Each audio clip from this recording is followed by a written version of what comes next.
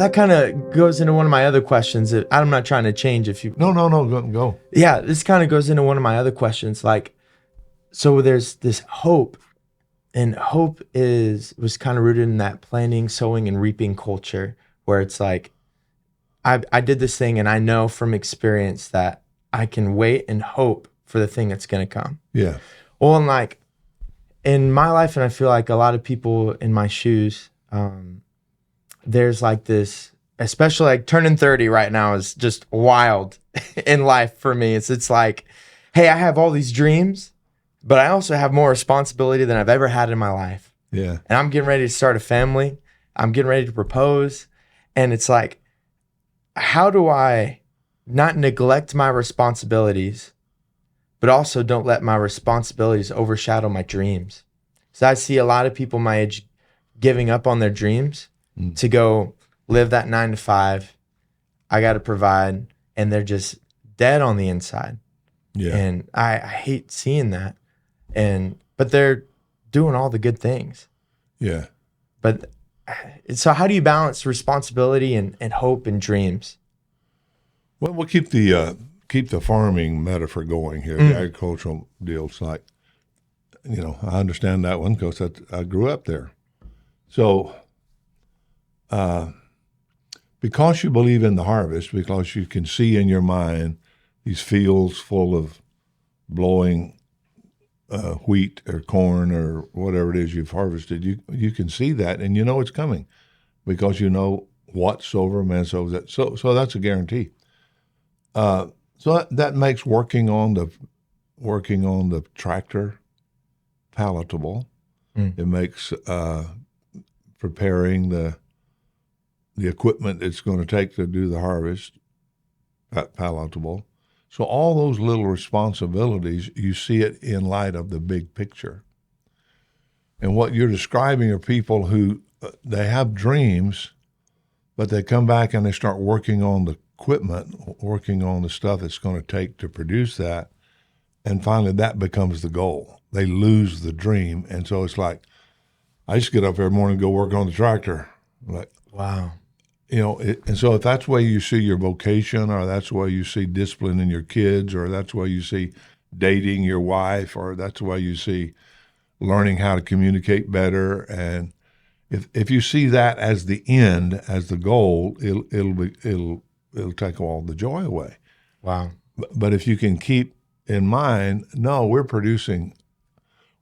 two people becoming one, and that's a big deal there, because when two people become one, it's a new thing, new creation. So we're doing that, and we're going to be producing some kids that we get to pour our lives into and see them grow and blossom, and then we're touching generations to come, and these kids are going to have kids, and they're going to produce things, and one of them's going to be president one day, and one of them's going to do an invention. So you keep all of those visions that you had early on, you keep them there.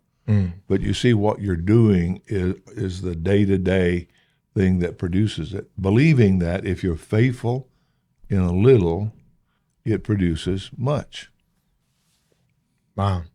You're nodding your head, but I'm not sure you agree with it. No, I think that's good. Like, hey, like in your pursuit of the tractor and like fixing it up, don't forget the field. Yeah, right. But also don't live in the field if your tractor's broke down. Yeah, right. It's like, no, I think it's really good. It's about balancing. It's not necessarily one or the other. It's about having both. Yeah, when I was a boy, one of the things that I loved, and my dad let us grow watermelons. I grew up in part of the country that the land would grow watermelons. Okay. I love watermelon. Problem is, I didn't like having to pull the weeds out of watermelons. And they grow in vines, and so you have to be careful. You can't go plow them after they're up and got watermelons on. You have to go hand pull all the weeds out. At least that's how I used to do it. So I can remember thinking, I hate this job because I can't go fishing. I can't play baseball. I got to pull these stupid weeds. And my dad he was smart. He'd say, hey, man, think we're going to have any watermelons by July 4th? I go, I don't know, maybe. He goes, yeah, I think we'll have some by July 4th. Can you imagine how it's going to be sitting out under the tree and cutting that first one and pulling all that red meat out and the juice running down your chin and how sweet it's going to be and how we've got a whole truckload of them. That's going to be great, isn't it? It's like, yeah, where are those weeds? So you have to see pulling the weeds as part of the vision. If you don't pull the weeds, you're not going to have any watermelons. But we live in a generation, you and I both, of instant satisfaction. Yeah. It's like, if I want it now. I want it my way, on my agenda. Give me my watermelons, and I don't want to pull any weeds. So that's a very selfish and silly way to approach life, actually. It's just not taking consideration what life's like. So I hear what you're saying, though, I think, and you may want to talk about this more. I know at your stage, you particularly as a Christian man, it's like you see guys that want to change the world, they fall in love with Jesus, believe in Jesus, and it's like, man, let's take care of the oppressed, let's wipe out poverty, let's wipe out injustice, let's do something big.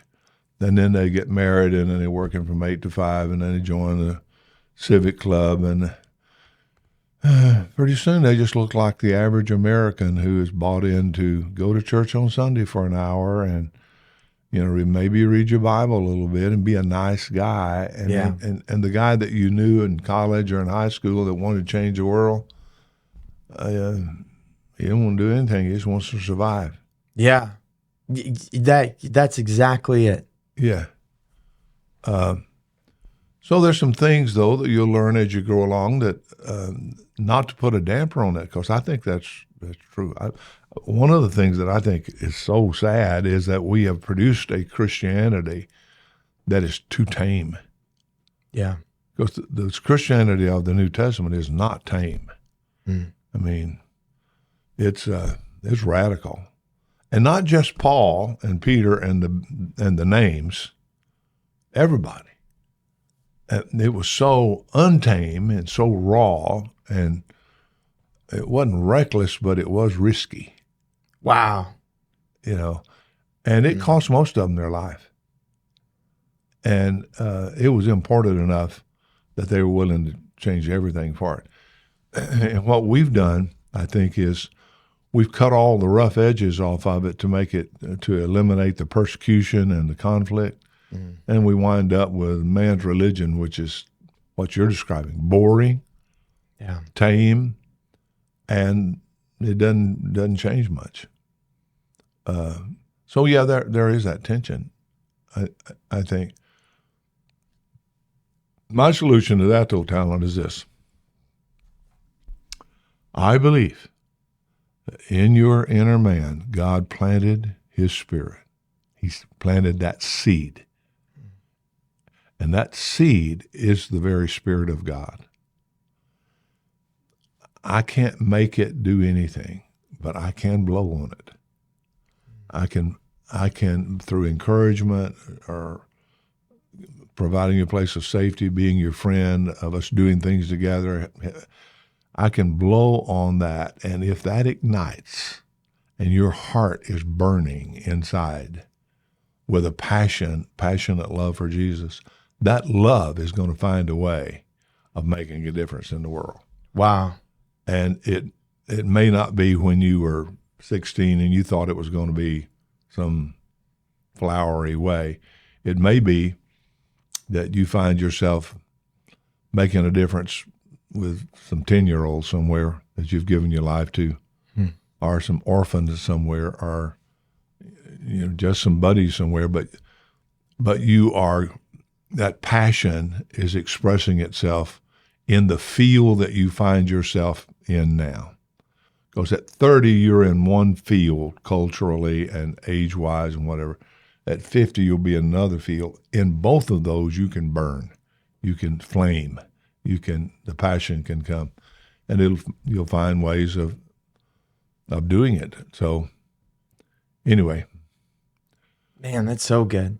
uh, Because, like, one of the biggest things that I've found in my life that has been something that hasn't blown on that ember has been looking at my dreams and visions and then looking at that unmet to-do list, all the things that are preventing me, and instead of actually blowing on the source.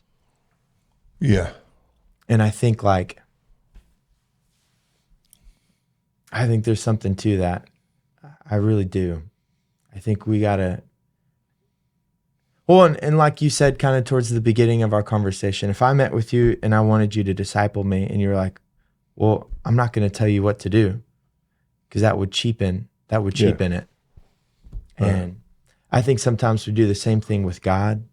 I think we do the same thing in a lot of things where we go to someone and we're asking for the wrong thing because we think that thing is good. yeah, Man, I love Dudley's life. I want to be like Dudley. Hey, will you tell me what to do so I can be like you? And you're like, no, that's the worst thing for you. But in my mind, it's like, but you're you, yeah, you know?